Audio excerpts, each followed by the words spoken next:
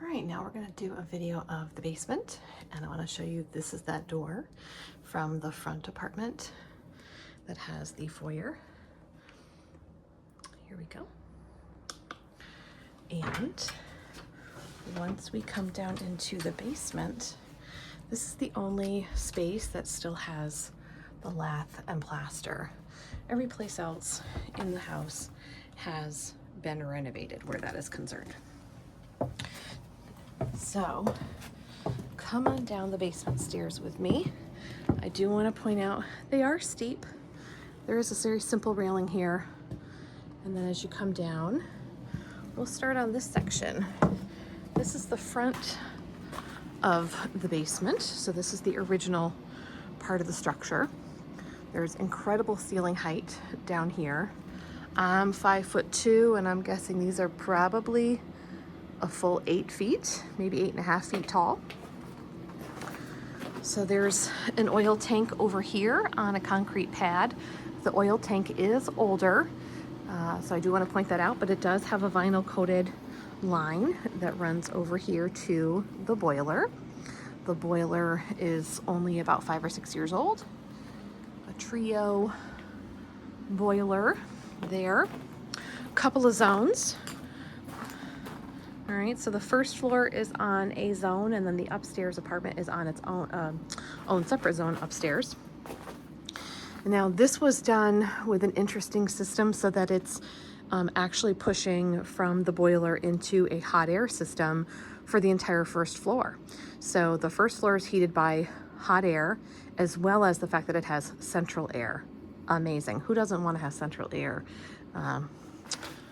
Vermont summers can be muggy.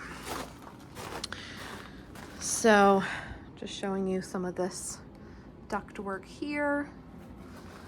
Okay, and then we do have 2 separate hot water tanks in here. One is a superstore coming right off of the boiler and heating up the water that way. The other one is all the way in the far back. I will get there in a little bit. You're on town water and town sewer through here. So you've got your town water line coming in. It is a multifamily / commercial, so it does have a meter. It's not flat rate. And then over there in that corner, we have the sewer going out to the street.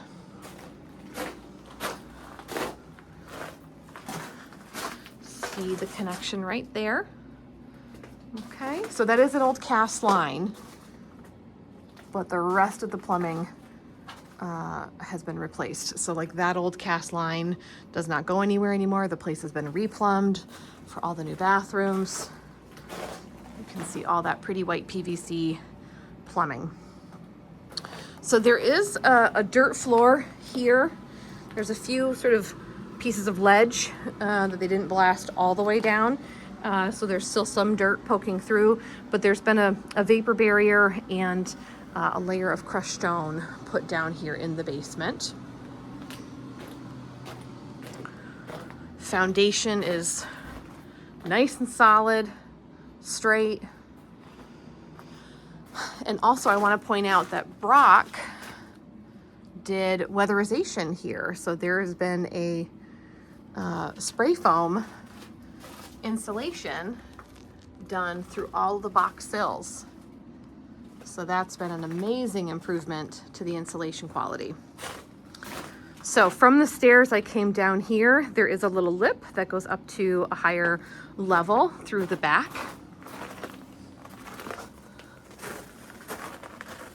So now I'm in the back section. So of course, this was probably done around the same period of time. I'm not sure if this was entire footprint was original or not. It seems like it was all done with the same stone, but I can't guarantee that. I wasn't here back when this house was built in 1920.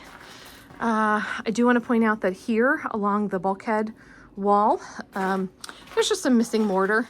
Nothing's, moving anywhere, but just some missing mortar that needs to be patched in through here. These amazing huge rocks. The bulkhead that goes out to the driveway side, made of concrete. So those are concrete steps. Again, there's a little lip here, so just watch your step as you go up and over.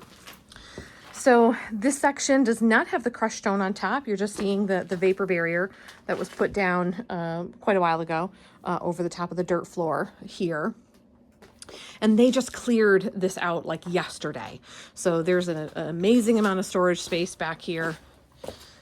It's gonna get a little dark, unfortunately, to show you the electrical, but you'll see it if you come in person. So here's that label from Brock. Let me zoom in a little bit, make it easier to read. So the weatherization program that was done, there's some details. There is really nice, clean panels. Everything's labeled.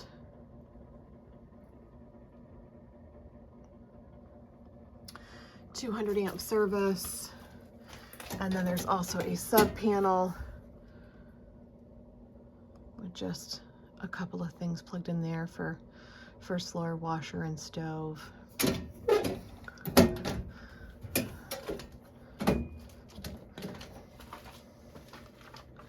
And then this is the second hot water tank. This one is an electric water tank for that incredible tub that is upstairs in the first floor Airbnb suite, which would make an amazing primary bedroom. Because the tub can take up its own whole tank of hot water all by itself. So you still want to have other hot water coming off the boiler for all the other needs of the house. So nothing is going into this chimney anymore. This is not being used for any reason. Again, you can appreciate all the new plumbing that's been run through here. And then that was the original section over there. So come on out. We're going to do an outside tour.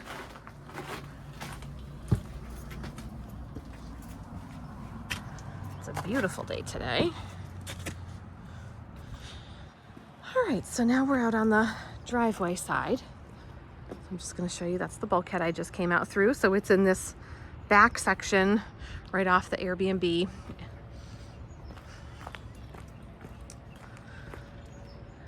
So this is the entryway into that black and white tile foyer, the stairs that go down to the basement, and then the stairs that go up into the upstairs apartment. There's the skylight in one of the rooms upstairs.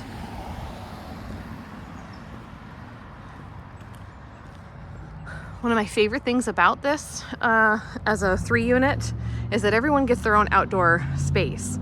So the downstairs first floor front apartment gets the covered front porch, which is extremely charming.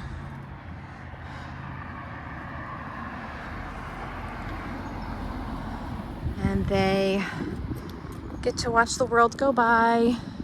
There are sidewalks here all up and down Main Street. You can head right across the street to Henry's Market. Henry's is beloved as a butcher shop, cheeses. Or you can head all the way down to Main Street and grab a drink, meet up with a friend for dinner, go to a festival, go to a parade. You don't have to fight for parking. You can just walk on down. So we're gonna head back to the parking area. And I can also show you the 2 decks for the back units. You can appreciate that there's a lot of parking back here. You can park 6 cars.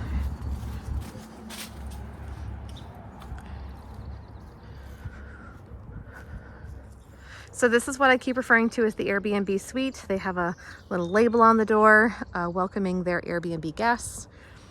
So this is a exclusive deck space for the downstairs first floor, Airbnb guests. They put up privacy fences, did some nice landscaping, pretty walkway, and everything is just starting to bud.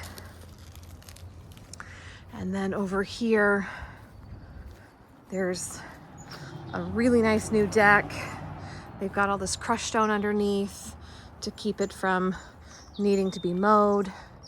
And there's stairs that go up to this new deck landing, which is exclusive to the upstairs apartment. I mean, just to give you a sense of scale, there's a seating for 4 people right here. They put up a little bamboo screen. There's some like little ledge boxes here for some flowers.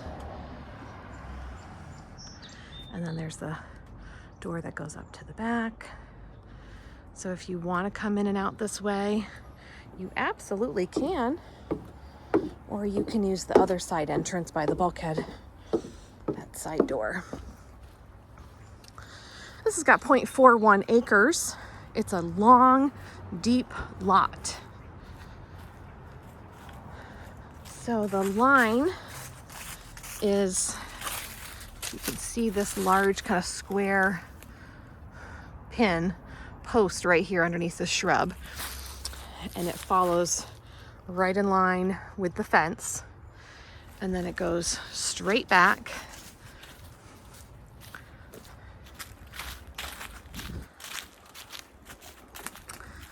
The shed is not staying. The owners are planning to remove the shed. So essentially, if I was following the line perfectly, it's like right down the middle of this trailer.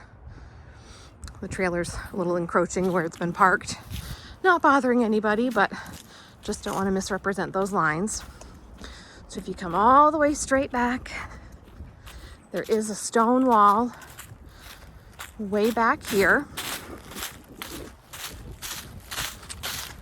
And there actually used to be like an old barn back here that was taken down, I think, by the current owners about 20 years ago.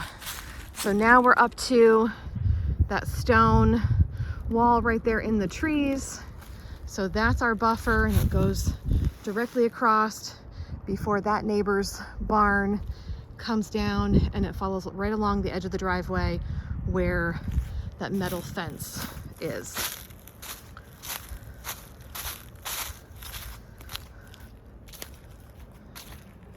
So if you wanted to build something else back here, certainly check with the town about the setbacks, how far off the back line or the sidelines it would need to be. Perhaps you want to build a garage or just put in another shed, or maybe do a tiny house. Maybe that's all possible. And if not, and you just want to keep this as a backyard or create additional parking for whatever reason, it's all of this. This is an amazing, big, deep lot. Beginnings of a tree house.